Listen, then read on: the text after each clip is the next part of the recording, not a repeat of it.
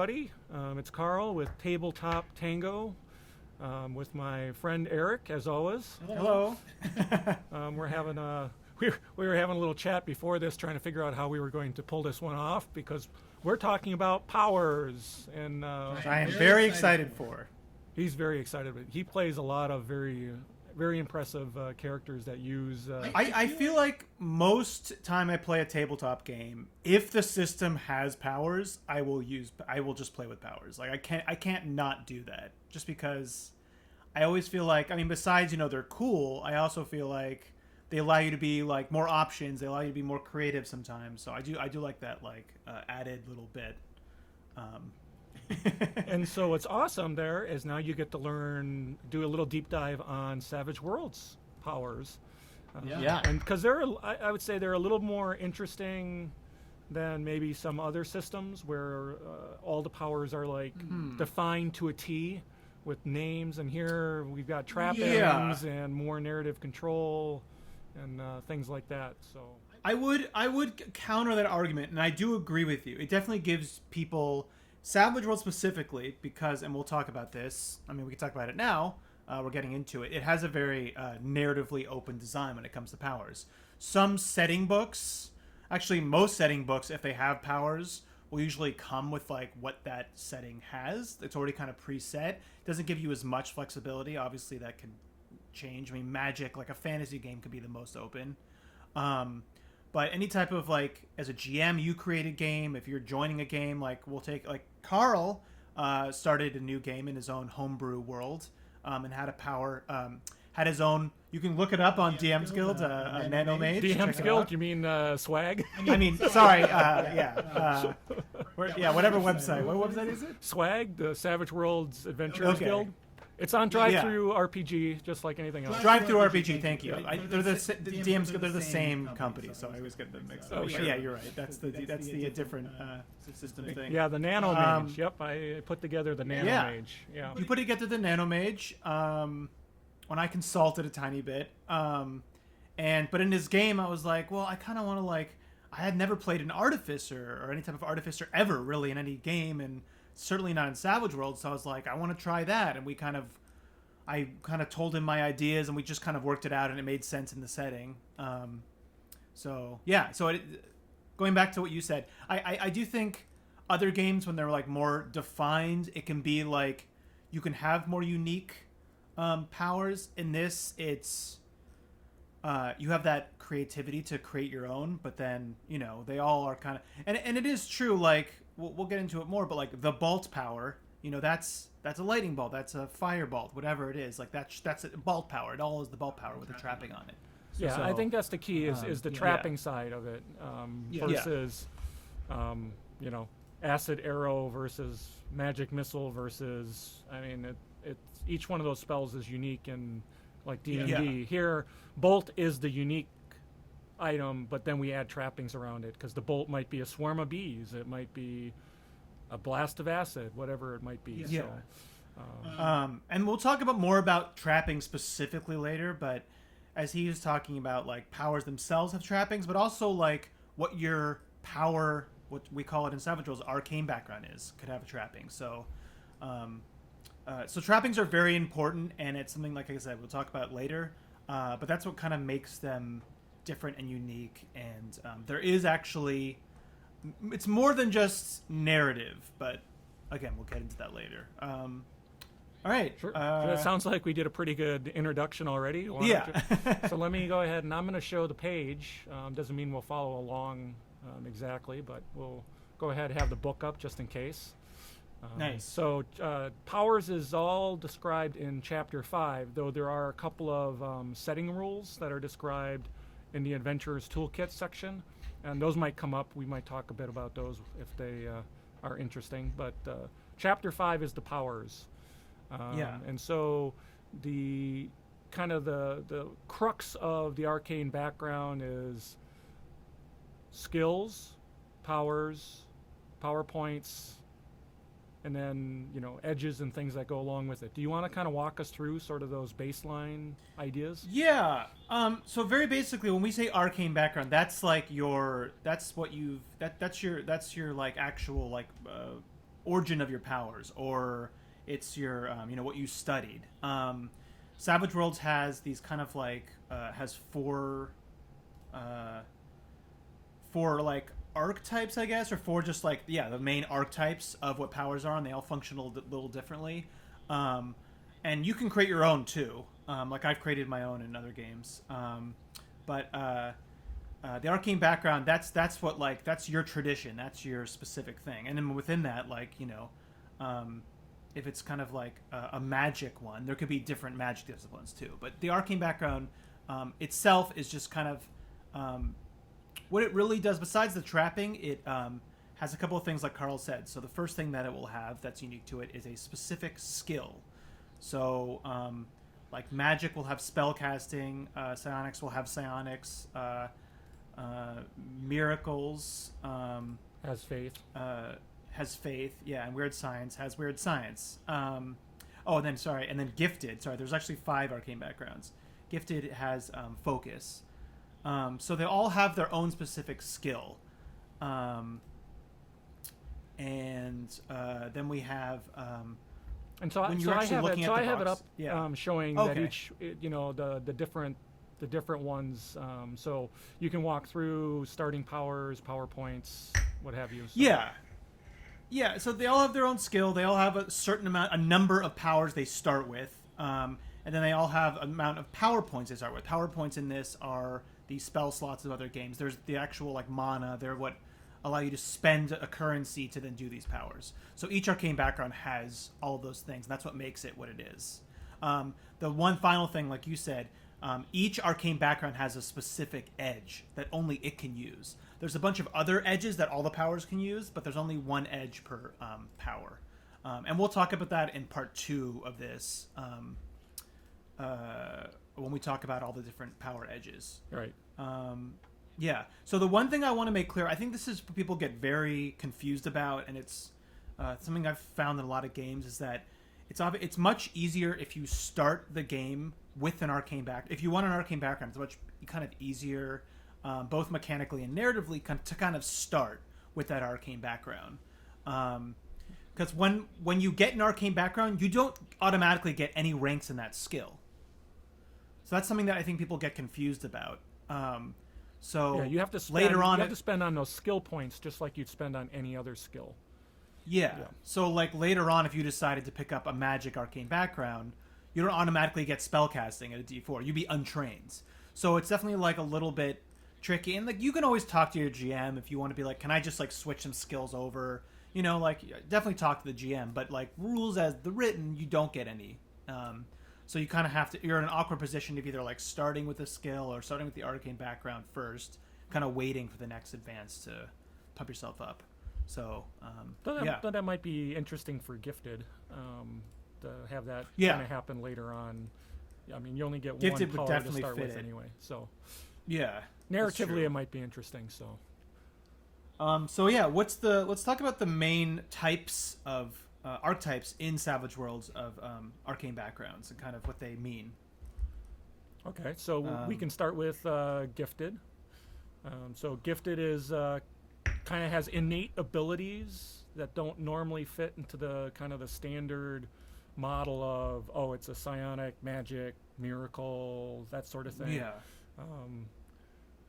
And in the description here, it even talks about, might be superpower, or might be low-level superpowers, divine gifts, or other kinds of abilities.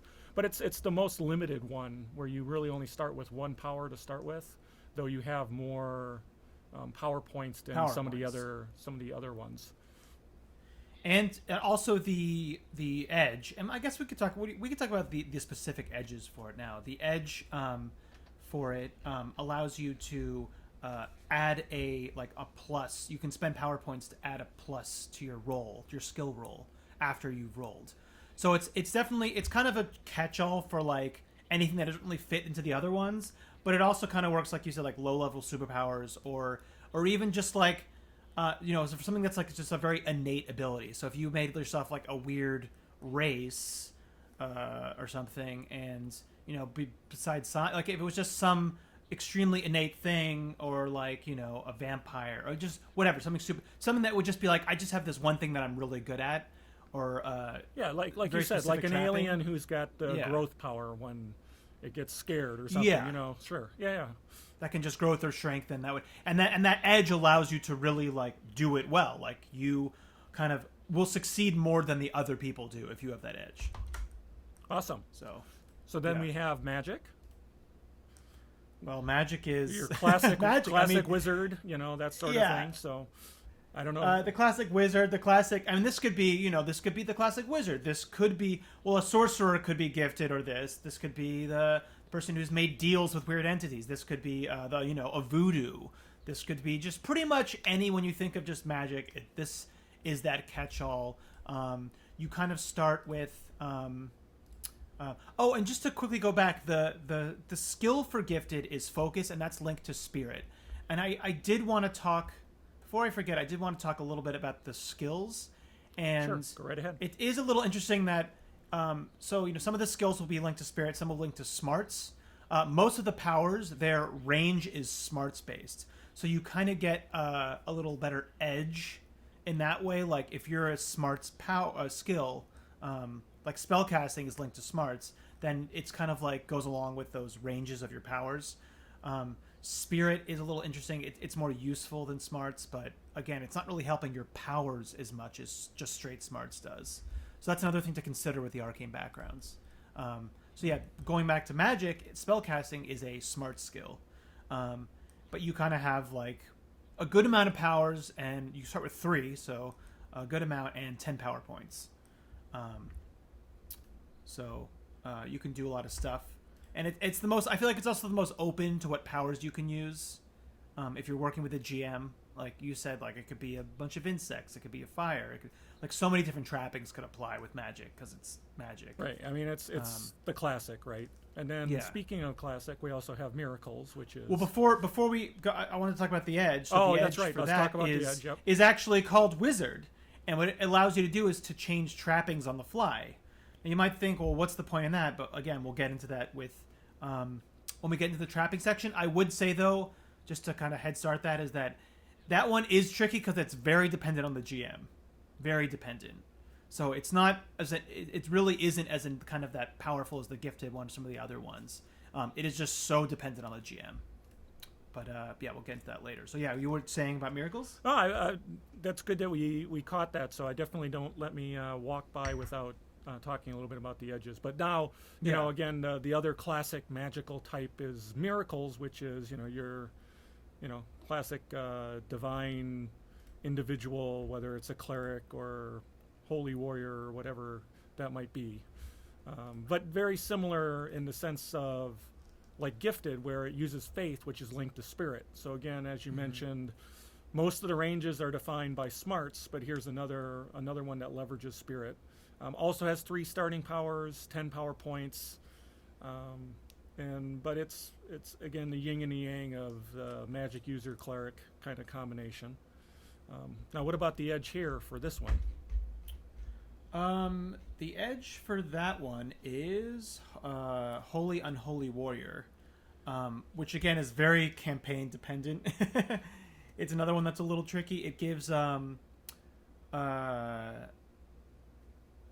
it basically allows you to like soak using power points against against it just allows you to add power points for soaking. So it's kind of like your inner faith is giving you power to hold back wounds. So it's definitely more of that like paladin side, I feel like, than anything. I feel like they could have done something a little bit different with it, but yeah, it's definitely more of that like using the power of your faith to give yourself more constitution or to ward off wounds. So you can save your power points for healing others. Exactly. Yeah. Yep. Yeah. Okay. And then psionics, which is again the classic mentalist, manipulating energy, matter, people's minds, what have you. Also 3 starting powers, 10 power points, and it's also linked to smarts. So what's the edge for psionics? The edge for psionics is mentalist, which basically it gives you +2 for opposed rolls. This used to be like a general power edge. Now it's only psionics can get it, so it's really good. And again, it's very almost specifically for telepathy, I feel like, but it could apply to telekinesis. I mean, it could apply, whatever power, like, I would say usually the GM is going to be like, well, that power doesn't make sense. Like, if you want the zombie power, probably not psionics is not the one for you. But yeah, so it gives you +2 to any opposed rolls. So if you really want to be a good mind controller or read people's mind or stuff, I mean, that's what it's really for. And before we jump into the last one, which is probably the most interesting one of all of them, Weird Science, you'll notice that these really aren't all that different. There's not anything that makes the psionicist different, really, than miracles are different, other than maybe, using face versus spell casting. A lot of it's going to be the game master defining what makes sense. Psionics maybe don't make sense to have teleport in my game or what have you, but there's not any really mechanical difference, to be honest. No. Other than there's a different just edge. the edges and the specific edges. Yeah, and the other skills like we've talked about. But definitely other settings will have way more defined stuff, but just in general, there is not all. It's all about them trappings. Right, and that's important to note that almost every setting has its own flavor of arcane background that it has, and often they're very unique. Obviously anyone who likes Savage Worlds and Deadlands knows all about that. So, okay, let's talk about the most interesting one, Weird Science. Final one. Weird Science is weird for sure, compared to the other one. It is weird, and it's interesting because, like I said, in Carl's game, I was like, I want to do a Weird Science thing. We're like, okay, cool, let's think about how we can do it. So it's definitely been really interesting and fun. Like I said, I've never played like an artificer type thing before. But yeah, so Weird Science is probably out of all of them the most unique mechanically, just because it has these kind of limitations. For one, so basically all your powers have to be trapped to a device. So when you have a new power, you have to kind of just be like, well, what does the device look like? And that's the trapping. And the trapping, like in his game, he's kind of doing this like we're this kind of like post-apocalyptic, I guess. Yeah, super far future after the apocalypse. Yeah. So there's all this like really old, like super advanced tech, and my character found this like glove that basically like has a repository of knowledge that he's been slowly able to unlock and helps him like create these insane devices that bend reality. Basically, like I have one that uses parallel universes to grow and shrink people and weird stuff like that, or shoot antimatter out of my boots to fly.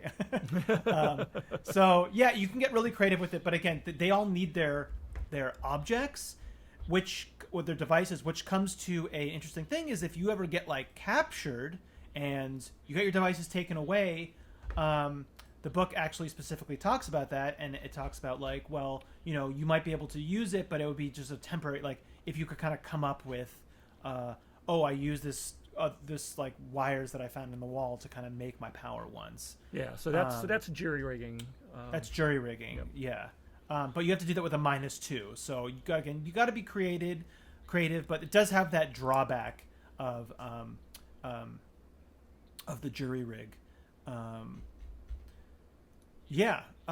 So that's pretty much it. Oh, and their edge is the gadgeteer edge, which basically it's pretty cool. I have not taken it yet, but it's kind of like jury rigging, but just with like all of the powers available to them. So even ones that they don't have, they can actually use up to 3 power points or lower. So it's kind of the most flexible of all the kind of edges. Like you can kind of just do whatever because you just can make anything within reason. And obviously only 3 power points, so not super powerful. And they do only start with 2 starting powers as well. Yeah, two starting powers. And how many? 15 power points. Oh, 50, so again, it's a little, it's a smart skill, so that's good. It has 2, which is not as good as magic, but then it gets 15 power points, the same as the gifted. So if you looked at it like directly comparing to the gifted, you're like, well, it's way better than the gifted.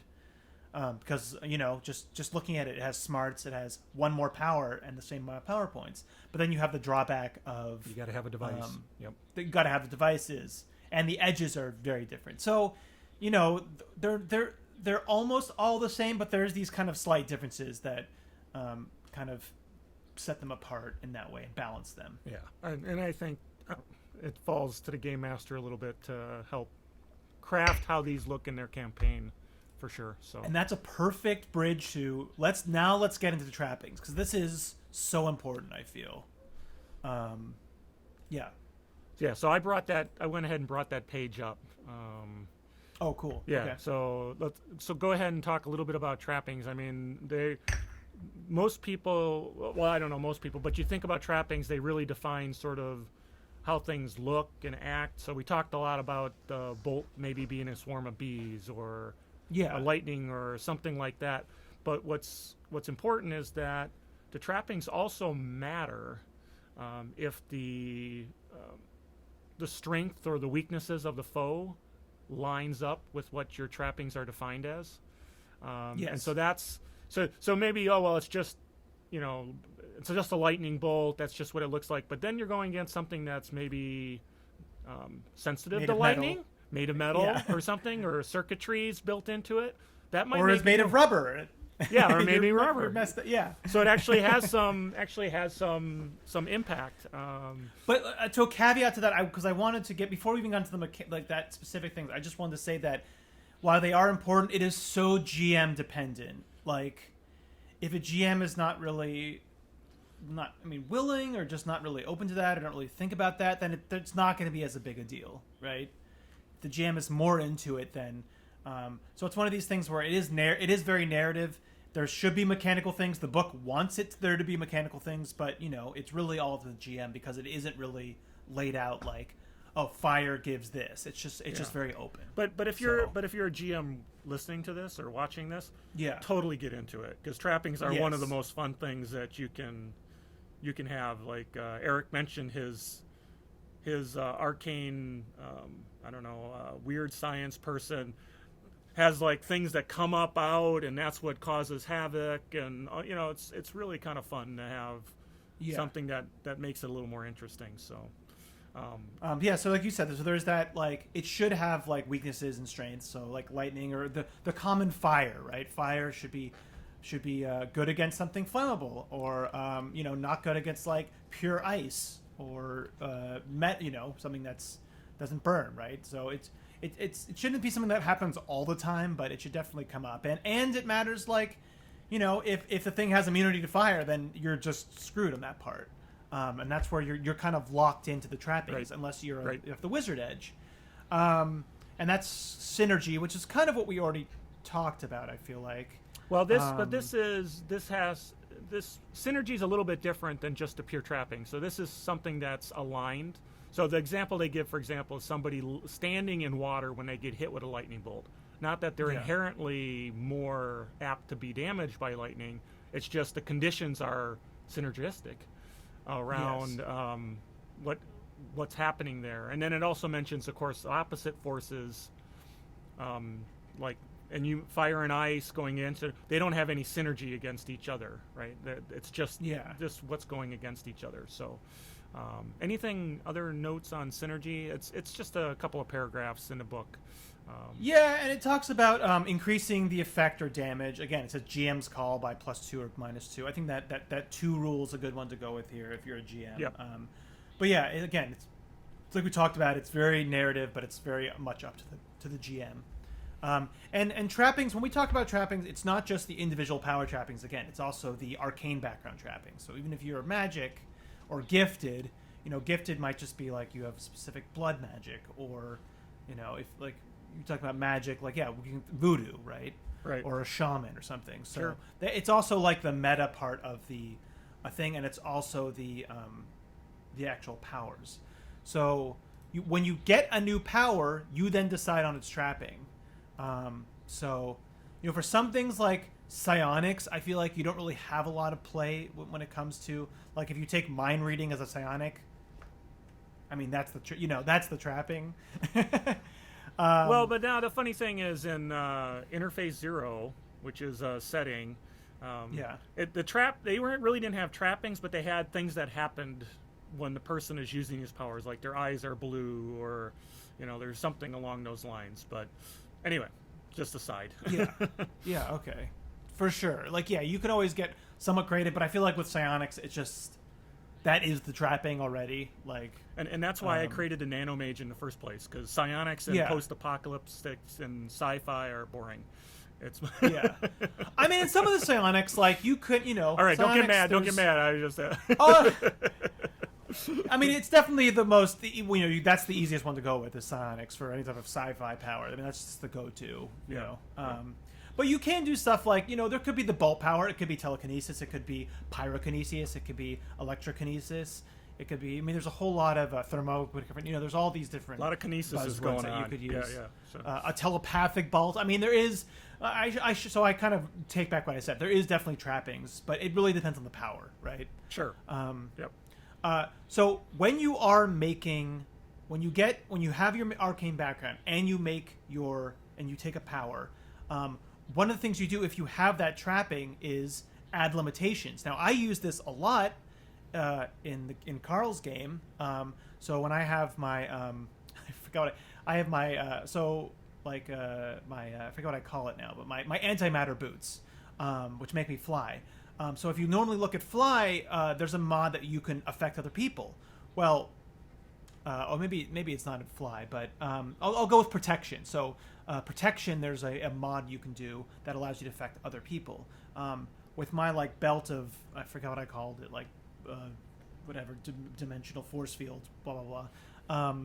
I gave it a limitation of only affecting myself.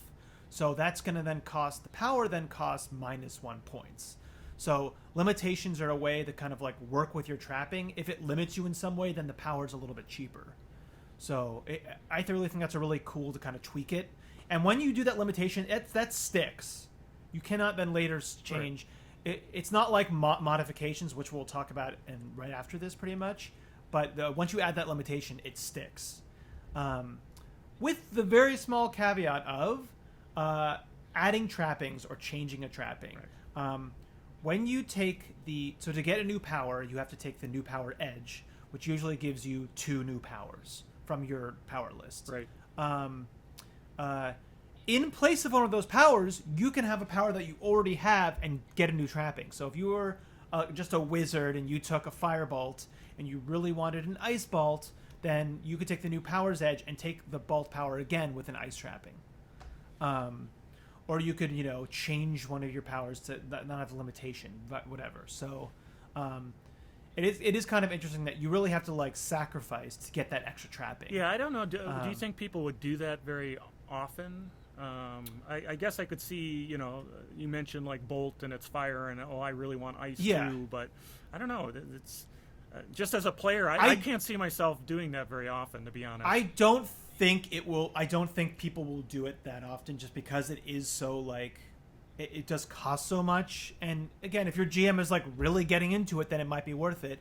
And for the magic user, they probably wouldn't do it, because just take the wizard edge. If you want to be able to have that flexibility, take the wizard edge. It allows you to do it with all your powers, right? But now but the wizard edge is what rank is that? That's so all power edges, and we're going to talk about power edges in part 2. The rest of them, all the power edges except for power points and new powers, start at seasoned. Yeah. Okay.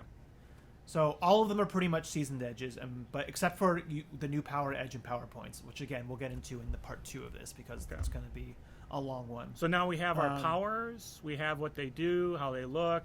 We've maybe put some limitations on it. So now we're in the game. How do we use those? Yeah, and just as a quick overview, I wanted to say so if you were going into this, you want to do the magic. You're I want to be a druid, right? So what do? So you take the magic background. You could also even take the miracles background for that, because it's kind of so it could either go either way, shaman, druid, whatever. You pick up, like you said, the bolt power to call a swarm of insects. You pick up the entangle power for vines coming out of the ground. You take up healing because you're just kind of using nature to heal, right? And then bam, there you go. You might put the limit on entangle, that it only has to be like, it can't be in a strictly urban environment. If there's no trees around, you could put that limit on it. So you can kind of get creative with it that way. I just wanted to give like a quick overview of that's great. That's a good example. Your little Arcane background. But yeah, so let's get into it. Basic rules. You got your powers. How do they work? How do you do them, Agaro? Well, first thing you do is what was that skill for? Well, the whole skill is for activation. So when it comes time to use your power, you need to activate it, and that really is just like any other role in Savage Worlds. It's a 4 or higher, means that the power activates, and then it uses the power points. So each power has a set of power points that it costs. And we won't go through that list right now, but Eric, give me an example. Bolt is, what is that? That's 2, or? I think Bolt is 2. So if we're going to use that Bolt power, it's going to cost us 2. Yeah. We roll our skill die. If it's above 4 or higher with all the penalties or bonuses or what have you, it goes off. It uses the 2 power points, and then that happens. If you... Let's... Go ahead. Sorry, I just want... So just to cut in, so... The 4 is always that basic success, but there's like that skill roll is for any of the powers, but there are the different type of powers have different so some of the powers you just have to get the activate for them to work, like fly, right? You're just doing it on yourself. Right. Yep. Bolt is a range attack, so it has all the same things that range attacks do, and then other ones are opposed. So I just wanted to quickly say that like it's you always have to get at least a 4 basic success, but there's a different, and we'll get into that, but it's always kind of like a different target based on what it is. Right. And I mean, you have to be successful to start with before Yes. all the other things come into effect that you have to, like a pose roll, what have you, right? So Yeah. you still need to have at least a success, but that's a good point. And if you're not successful, if you roll below a 4, then it fails, and you only have to spend 1 power point regardless of all the things you did. And I wanted to also add in one thing is when you want to activate a power ahead of time, you have to say like, okay, what power it is. So Bolt is actually only 1 power point. But then there's things called mods, which we'll get into after this. And mods all cost extra points. So like Bolt has a mod called damage, which adds more damage, and it costs 2 more power points. So before you actually roll, you have to say all the mods that you want to add in, and I have to spend all those power points. So in that case, the damage ones cost 2. It would be 3 power points. Sorry. Well, no, do you want me to pull up an example to walk through, or? Well, I think the Bolt was good. So yeah, okay. you Bolt is you roll. If you failed, you only have to spend 1, which is kind of cool. But yeah, so for Bolts, for example, you're trying to, right? You go on, take it from here. So I was going to jump forward now, and so if you fail, you spend a point. If you succeed, you go on with whether it just activates, whether there's some other part of it. But what happens if you critically fail? This is where the fun starts. There's a thing called backlash. Now, a critical failure means that you get a level of fatigue and all your current active powers, because we also will talk about there's maintaining powers as well, that they all terminate. That's all interesting, but there's actually, if I'm able to talk about the setting rule, there's actually a setting rule about dynamic backlash, which is a little more interesting, makes it a little more threatening in some cases. Yeah. Because if things go bad, it could be incredibly bad. It could hurt a foe, but you also have an opportunity that it actually goes incredibly well.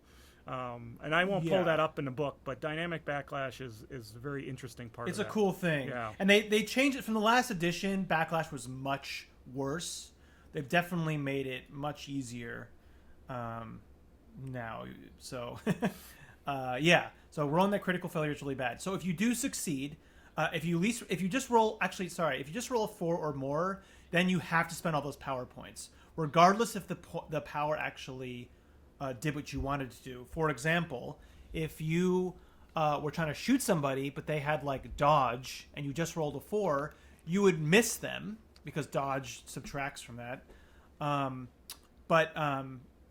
Like say, if you rolled like, or if they had cover, whatever it was, if you weren't able to hit them, or it was an opposed roll that they won, then you have to spend all those power points. So it's only if you fail initially getting onto that 4 do you only spend the 1. So that's something to remember. with that. Yeah, and so one of the other things is that you also cannot be bound, and you have to see your target. All the powers will also have a range that you have to be within. Usually, the range is equal to your smarts die. So if your smarts was a D6, then it would be 6 inches range. So those are the kind of like basics for having to use your powers. Powers can also be done with multi-actions, which is the new thing they did. And it works like any other skill. So if you want, you can do the same power more than once. It's just going to cost you that -2, -4 to each one if you do it 2 or 3 times. Yes. And then maintaining him. So yeah, when the power is about to expire, you can go ahead and spend 1 power point to maintain it for another set of timing, and that's 1 point per individual affected. So if you do have something where you're helping out like your party members and you've spent power points to help 3 of them, for example, it's going to cost you 3 points, not just the 1 point to maintain. But that's actually I think that's a pretty good deal. Just a PowerPoint to maintain. I mean, that's not, you can go a long time keeping something running. But then remember, most of these things, the time is in rounds. So if you're doing anything that requires, out of combat kind of timing, in some cases that could be a long time, I guess, right? So most durations are either like instant, and then the vast majority of durations are 5 rounds. There's very, very few. I think like a Detect Arcana or a Conceal Arcana, one of those is like 10 minutes or something like that. The vast majority, and Mind Link is like 30 minutes or something. But most other powers, like if we were talking about speed or whatever it's called now, that's only 5 rounds. So like you said, so if just yourself, and when maintaining, it's none of the other modifications matter. So even if you spent 8 power points using all these other modifications, you only have to spend 1 per person, basically, including yourself. Which is, I do think that's cool, too. It's a good deal.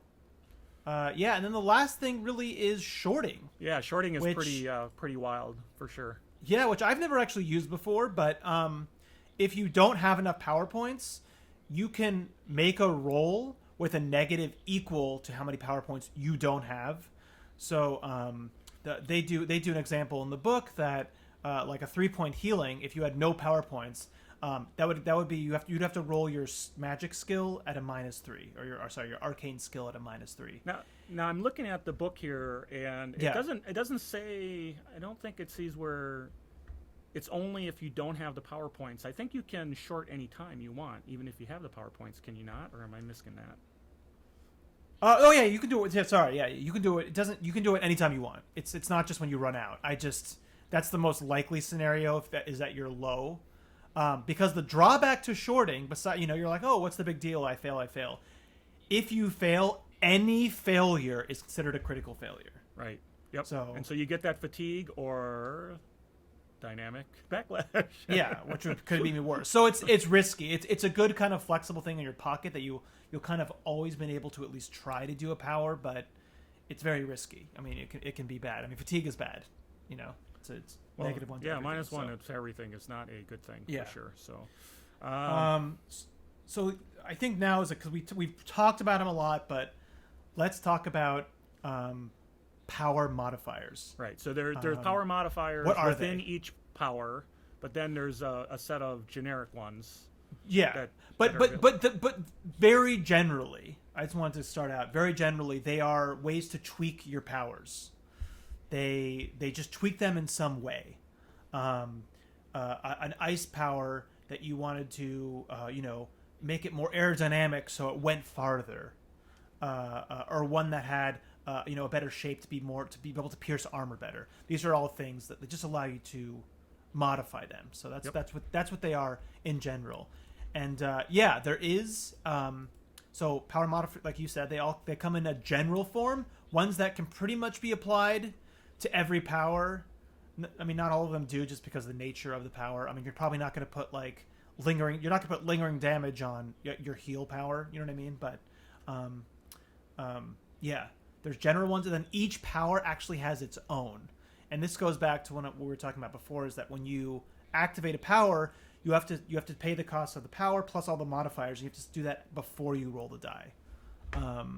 So I think we'll talk about the individual ones in part 2, but right now let's talk about the general ones, right? Sure. Yeah. Cool. And just to make sure, that these are added at the time of casting. So these are not like when you're talking about trappings and it's like, well, I've got limitations or I've got things that I'm changing and it's permanent. You can decide that this particular ice bolt, as an example, is going to be armor piercing versus normally it's not, right? So you can choose that. So you want to go ahead and jump into them if you want. I've got them up on the screen here, so. Okay, cool. So let's start with when we're talking about for part 2, I think what we're gonna do is we'll go through each of these. I think we'll give our opinions and kind of how strong or just how flexible, or kind of like a little rating about them, how good we think they are.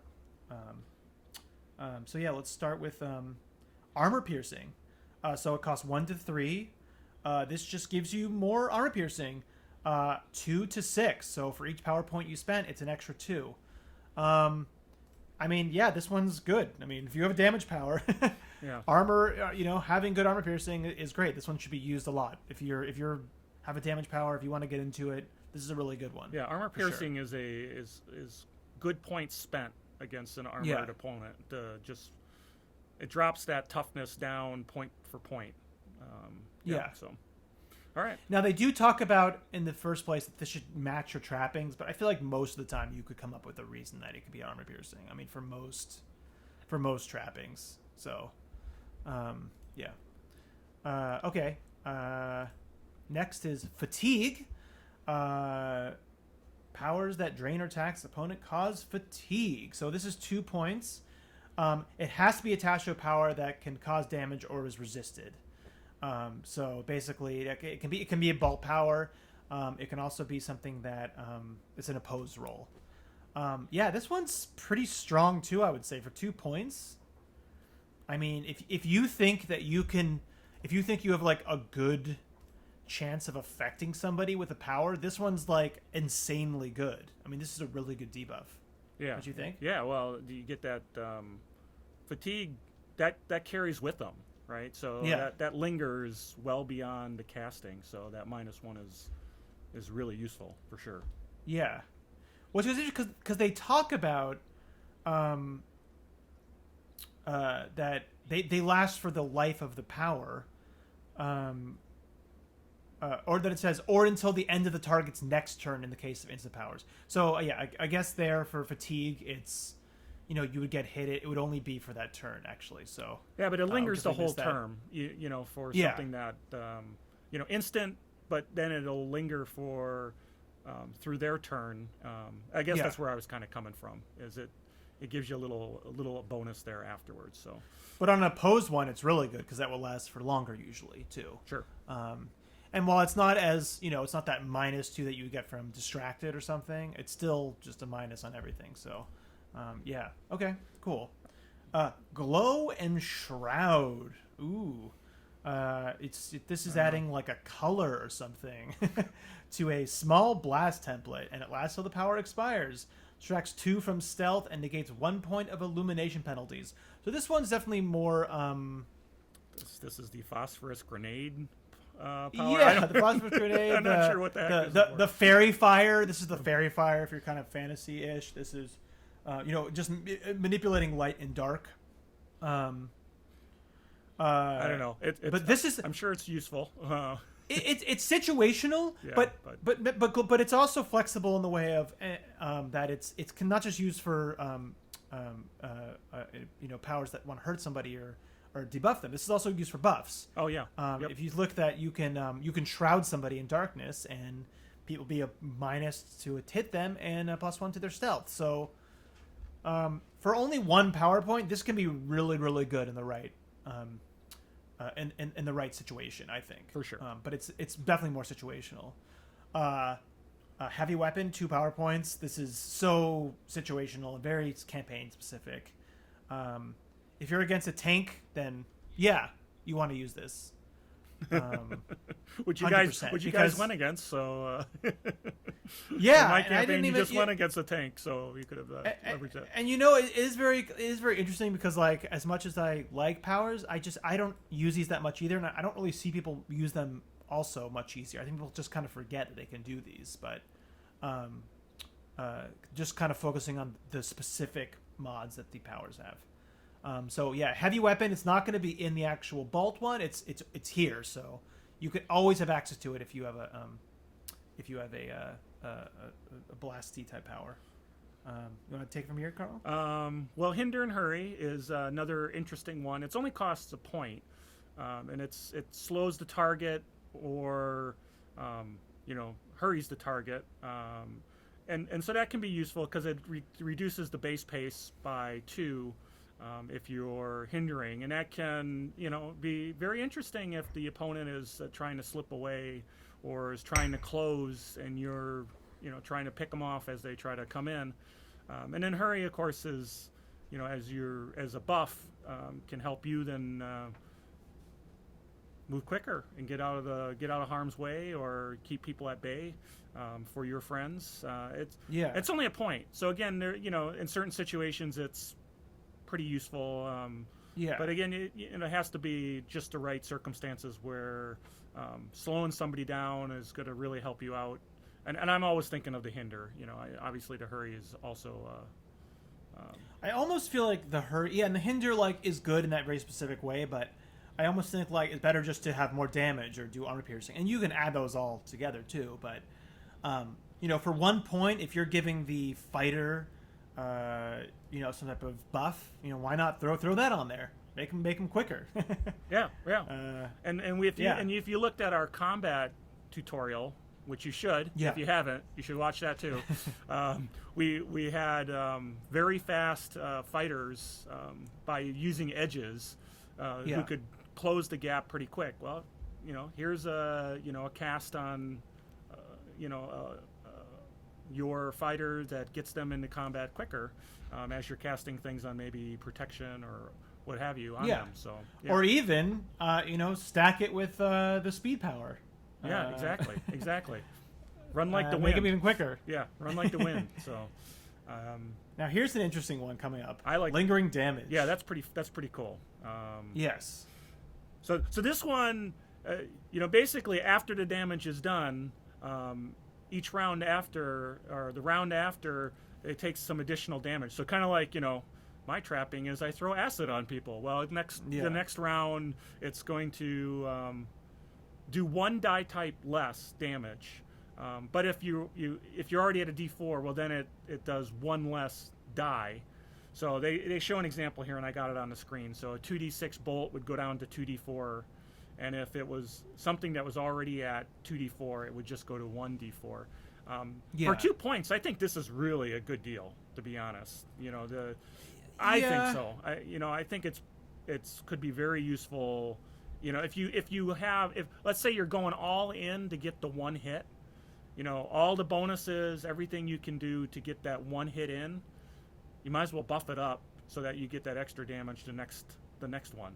So for sure, but 2 points is a little expensive. Okay. I generally think that a lot of these, if you're going to hit somebody, you have a good chance of it because they have debuffs on them or whatever, then it's definitely a good one. I almost think stuff like armor piercing is better because it allows you to actually hit.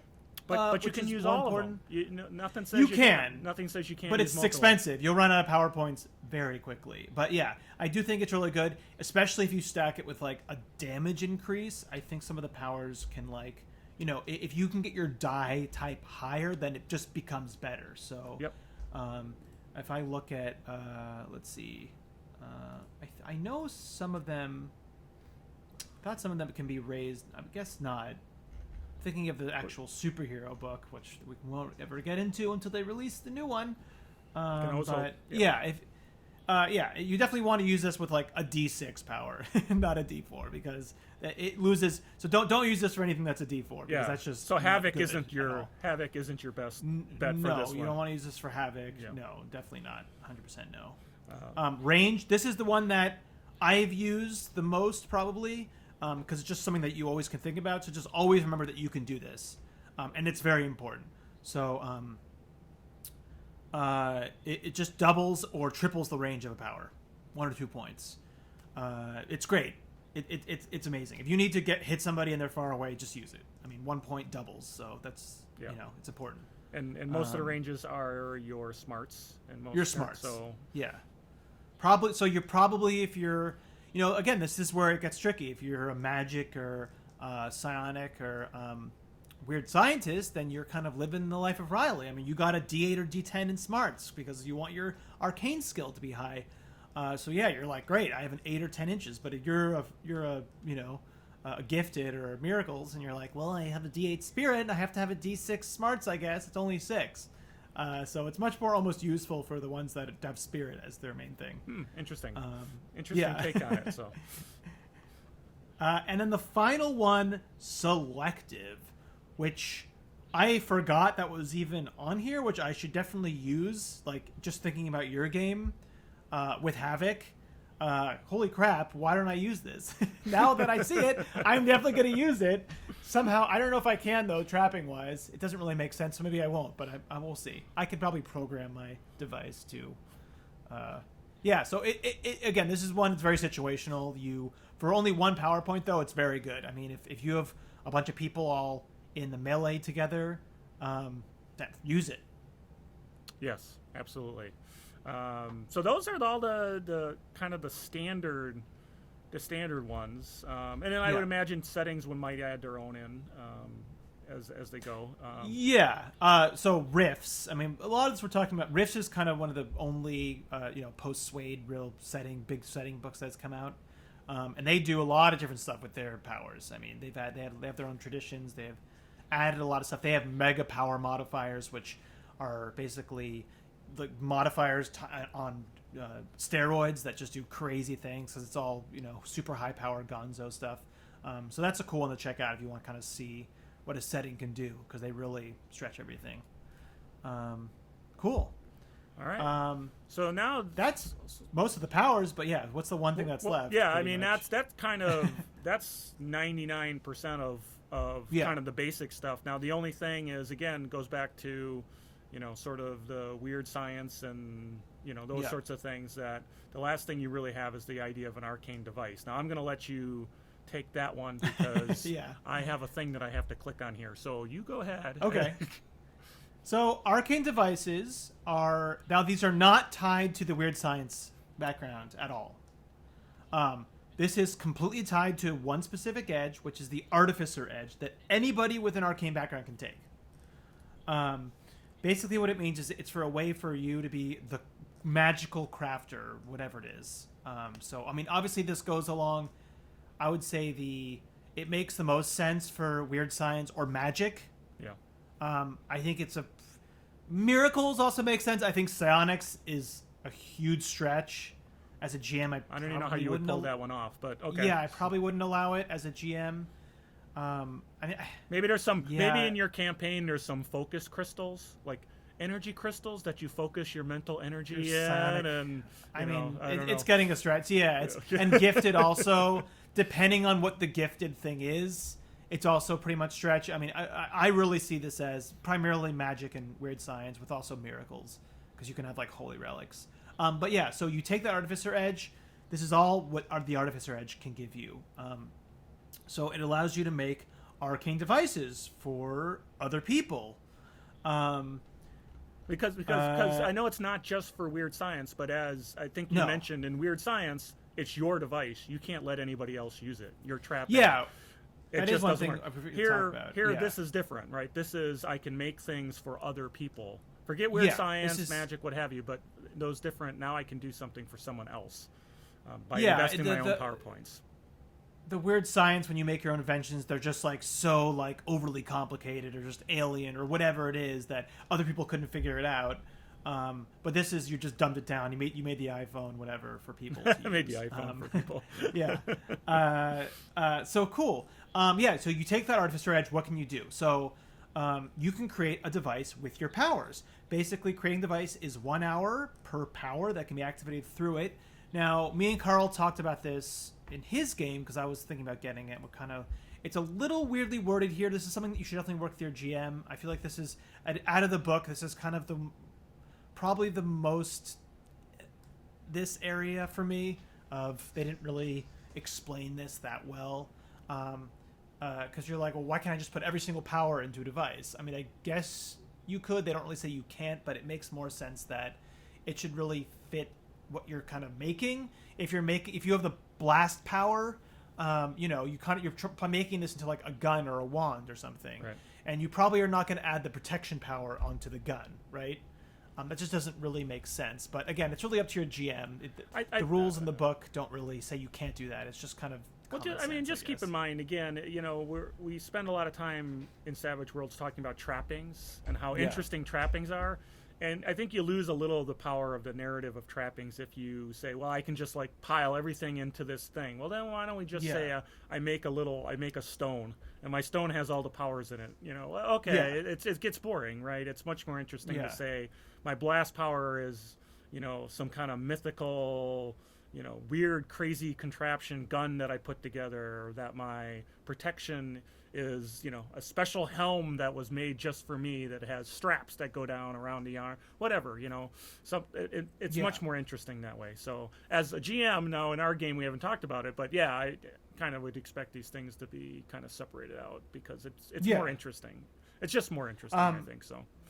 Oh, definitely. And because it's also from a mechanical standpoint, you'll see that it's much more powerful to have them all in one device. But anyways, so you have it, you create it. So you just spend an hour per power that you want in the device, and then you can add as many power points as you want into it from your pool.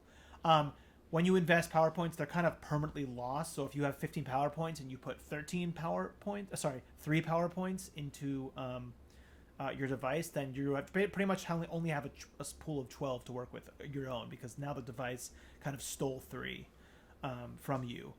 Right. When you're making them, and that's one of the things that people spend a lot of time trying to figure out how, in the high fantasy settings, there's healing potions around every corner and there's magical devices everywhere.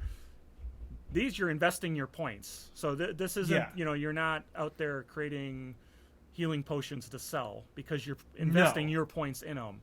And, it's just to give to friends and close relatives who are going to use it. And, it's different than, maybe high fantasy magic. There are some things in Drive-Thru RPG on the SWAG. There's somebody who's done, a little book on how to make more permanent magic items as part of that. But this is not that. Just so you understand, this is not that. No. This is just like you've temporarily kind of put your magical energy or whatever it is into this device. Now, onto that point, the first companion book, I believe, is going to be the fantasy companion book. So that will really have all those crafting rules in there for sure. But in SWADE itself, there really isn't any support for that. So you decide how many power points go in, and you decide what powers you go in, and you don't have to roll. You just make it. It's just like when you get a new power, though. You if you want any limitations, you put them in now. So in my character in his game, if I was going to use my protection and make little protection, little belts or devices, whatever, I would put the limitation of self on them, because they would not be able to use them on other people. It's only for themselves. So they're just like any other power. You add limitations. When you give this to other people, they can actually use power modifiers just like you would for any powers. So in all intents and purposes, it's kind of like you're temporarily giving other people your powers. It works the same exact way. Now activation works pretty much the same way, except that if it's something like a gun, then the person who's using it has to use shooting. When you use your blast power, you use your arcane skill. But if you made a blast into like a gun for them to use, they would have to use shooting. So it kind of makes whatever, like, if it makes sense. If there was the flight power and it was like a little gyrocopter or something, device, then they'd have to use the piloting or something. You know what I mean? So it makes sense to it. If it doesn't make sense, if it's something like protection, then they actually roll. The person rolls. You don't roll, but the person rolls using your arcane skill die. So if you have a D10 in spellcasting and you gave them protection, they would then roll a D10. So it's a little weird. So whenever it doesn't fit for what it is, you use the person who made it. Trying to make it fit. Because again, trappings are fun. So yeah, trappings are fun. And it's the failure is the same way, critical failure is the same way. Yes. The very last thing about this is tinkering, which basically means that whoever made this can spend an action and they can move up to 5 power points between their own pool and the device. So this is the way if you want to get the power points back. This is the way if you want to recharge your friend's things. This is what you do. So, yeah, that's arcane devices.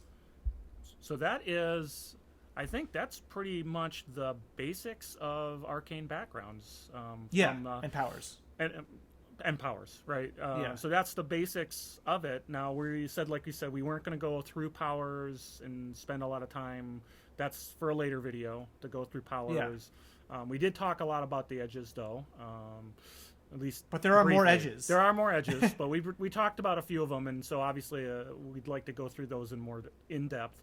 But this is kind of what makes Savage Worlds unique with their powers, and we talked about the activation, how we can spend different points and modifiers and trappings, and so there's a lot to it, and hopefully kind of this all made sense. So this is kind of the basics. Any other interesting, tips, tricks that you might think of, Eric?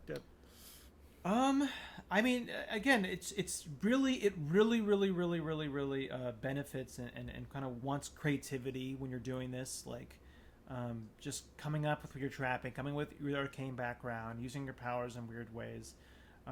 Giving him your own name. Yeah, give him your own spin. And again, this is so setting.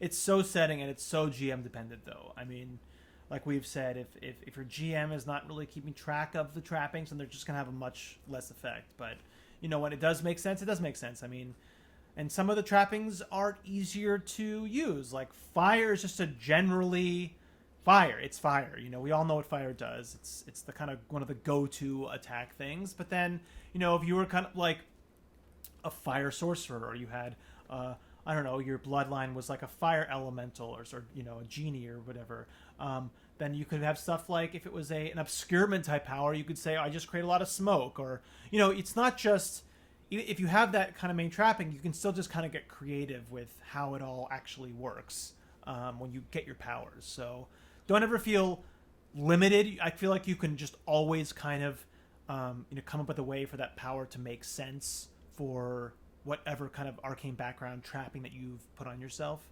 But yeah, work with your GM. and what's your take? Well, my take is, yeah, you definitely work with the GM, but I think powers, arcane background, all that is one of the most obvious places where you can let your creativity as a player kind of come through. And as you mentioned, it's, what are my trappings? How does it work? What's it look like? What do I call it even? All these things, you can just be really creative, and that's why you have to work with your game master, because you could get a little too creative and make it difficult for it to be adjudicated well. But I think they're pretty. It's a pretty interesting, and you can use them. I think in settings as you're going. Like I mentioned, we have the Nano Mage, where I used the basic rules, but then I said, these devices don't make sense for things to be instantaneous, like a bolt or a blast or something. It just doesn't make sense. So I put some of my own limitations on and subtracted the amount of power points, because now there's a limitation that I added in that was specific to my setting.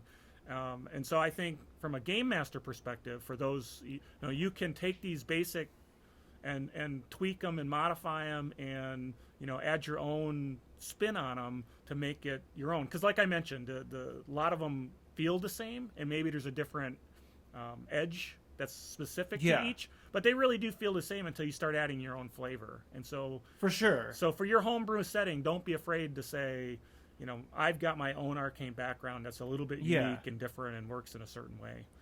Just stick with the rules the best you can, though. Don't go crazy breaking them. So, like, I've made my own arcane backgrounds too, and part of the trick, besides you said, just even besides adding limitations, is you have to think about like just the basics of the starting powers, starting power points, and what skill they use and what attribute that's tied to. That's all kind of balanced as well.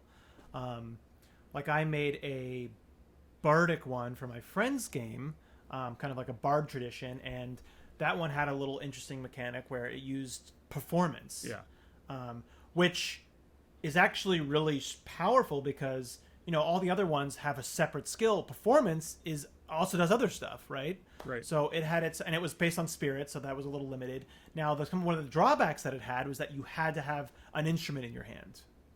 So if you didn't have an instrument in your hand, you just couldn't even cast them. Yeah. So it had and a also weird science kind of feel to it in that regard. Yeah, but even more so of just this one instrument that was in your hand that could easily be shot or whatever, and also had very limited. One other way that you can do as a GM, this is our little sub GM section, is you limit what powers are available to each. So again, zombie probably is not going to be available to psionics.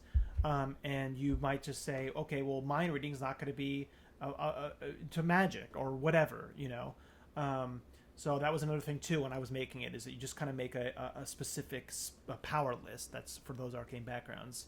Besides adding, cool limitations, and then you should always make your own edge too. If you're going to make an arcane background, always make at least one specific edge. Right.